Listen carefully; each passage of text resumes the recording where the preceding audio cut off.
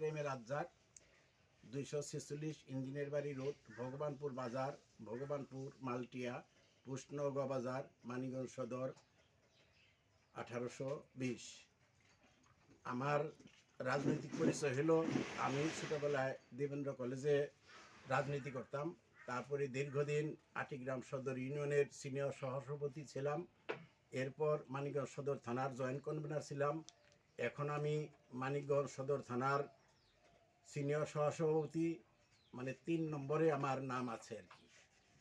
আচ্ছা ভাই, এই যে আপনার সাথে হ্যাঁ এই মানে কে মানে কারা মানে আপনার উপরে মানে একটা করছে মানে রীতা আপা যাওয়ার পরে মানে প্রোগ্রাম থেকে যাওয়ার পরে এই বিষয়ে কিছু কথা বলেন। না, এই কথাগুলো মানে হলো, কাদের বিরুদ্ধে অভিযোগ আছে মানে আপনার আর কি? আমাকে মেইনলি মারছে নুর ইসলাম, জি। মানিক। আচ্ছা, যারা আপনার উপর অতর্কিত হামলা করছে 1-150 লোক তারা ছিল কি ওরা, তারা কি বেশিরভাগ দলের চাকরি। তারা কি দলের সাথে কোনো আছে আওয়ামী লীগ যারা বা আমার বিএনপি সামনে বা আসছে কোনো? মারছে তারা সবাই আওয়ামী লীগের, কিন্তু 4-5 দিয়ে যারা ছিল সবাই বিএনপি। আচ্ছা এবং আচ্ছা, আমাদের এলাকায় তাদের কিছু নাম। হ্যাঁ, তাদের আমাদের নামটা বলেন। আমাদের 4-5 দিয়া, আমাদের 3-4-10 পাড়ায় উপেন 8-10 জনের বেশি বিএনপি কখনই ছিল না। এই জন্যে এখন আওয়ামী লীগ প্রয়াত পালানো শেখ হাসিনা, ফাঁসির কাস্টে ঝুলানো শেখ হাসিনার এই পতনের পর সবাই আওয়ামী লীগের সাথে চলতেছে এবং সবাই বিএনপির হইয়া দাবি করতেছে। যারা আওয়ামী লীগে ছিল তারা এখন বিএনপির সাথে চলতেছে, এবং কিছু কিছু লোক বিএনপির লোক আগে আওয়ামী লীগের সাথে ছিল, এখনও যারা আওয়ামী লীগ করতেছে, যারা বিএনপি করতেছে, মোটামুটি সবাই মিলাঝিলা করতেছে, কিন্তু প্রকাশ্যে কেউ আওয়ামী লীগ বলে না, সব প্রকাশ্যে সবাই বিএনপি বলে। কিন্তু কার কোন পথ ছিল এটা আমরা সবাই জানি, এবং এটা ছবিতে, ভিডিওতে এবং কাগজপত্রে এটা প্রমাণ দেয়। আচ্ছা রাজ্জাক ভাই, আপনার এই আগামী যে সংসদ নির্বাচন, হ্যাঁ ধানের শীষ প্রতীক নিয়ে মানে আপনার মানে কার হয়ে কাজ করতেছেন আর কি? আমি এখন রীতা পার হয়ে কাজ করতেছি। আচ্ছা আচ্ছা। এবং আমি আতাউর রহমান আতা কমপক্ষে 150 মোটরসাইকেল নিয়ে আমার কাছে আসছিল, আমার সাথে ভিডিও ফুটেজ নেওয়ার জন্য, আমার বক্তব্য নেওয়ার জন্য বহু চেষ্টা করছে।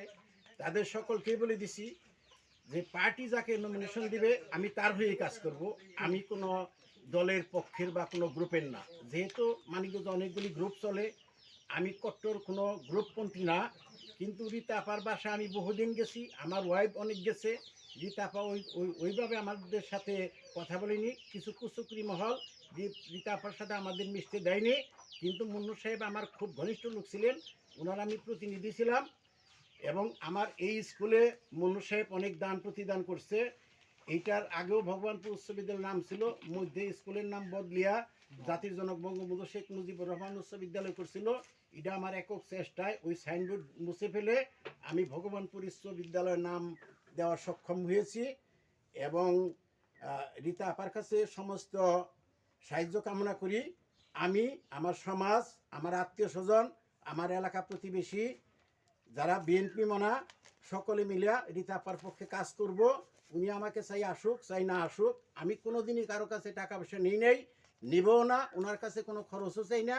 নিজাম সাহেব বহু বছর আগে আমার বলছিল, রাজ্জাক তুই তোর ভাগের 65,000 টাকা নে, কিন্তু আমি তখনও নেই নেই, মুন্নু সাহেবের কাছ থেকে কোনো টাকা পয়সা নেই নেই।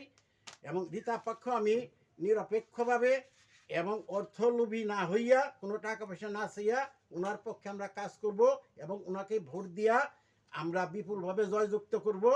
এবং যতটুকু লিকেজ ছিল উনি সেদিন আমাদের এই ভগবানপুর উচ্চ বিদ্যালয়ে আসাতে, ওনার ব্যবহারে, ওনার সাথে আমি আসছি, ওনার সাথে বসছি, ওনার কথাবার্তায় আমি খুব আকৃষ্ট হয়েছি, আমি খুব খুশি হয়েছি। আমাদের এইখানে এখন ধানের শীষের জোয়ার লেগেছে, সবাই ধানের শীষে ভোট দিবে। এবং বাংলাদেশের মধ্যে সর্বোচ্চ ভোট পেয়ে, সর্বোচ্চ প্রফেশনাল ভোট পেয়ে, রেশিও ভোট পেয়ে রীতা আপা এমপি হবে এবং মন্ত্রী হবে, এই আশা ব্যক্ত করে আমি আমার বক্তব্য শেষ করছি।